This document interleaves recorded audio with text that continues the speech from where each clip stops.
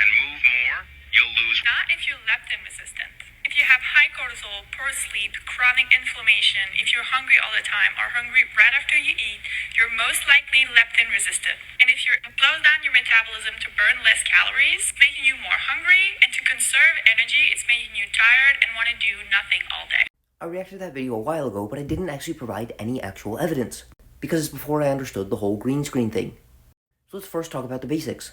Leptin is a molecule produced in proportion to fat mass, meaning the more fat mass we have, the more leptin we produce. Leptin reduces appetite and increases energy expenditure. With that being said, if leptin is produced in proportion to fat mass, we would expect obese individuals to have the highest energy expenditure and be the least hungry, which would likely cause them to lose weight. The issue is leptin resistance. These individuals have reduced satiety and lower energy expenditures, because the more fat you gain, the more leptin you produce. And high levels of leptin for a prolonged period of time, referred to as hyperleptinemia, appears to be required for the development of leptin resistance.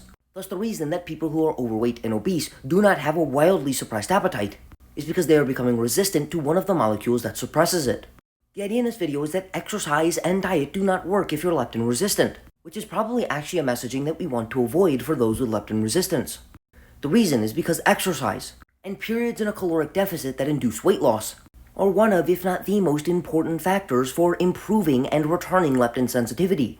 Which means if people are leptin resistant and they don't think that diet and exercise will work, they essentially don't have any other option other than some sort of medical route to return leptin sensitivity, when we have good evidence to indicate that a caloric deficit and exercise is one of the cheapest and most tangible ways to return leptin sensitivity.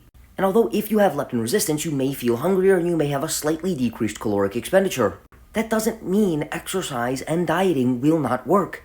It just means it might be a little bit difficult, and the same degree of caloric restriction, depending on how you set it up, might feel a little bit more restrictive, because you have high appetite at baseline.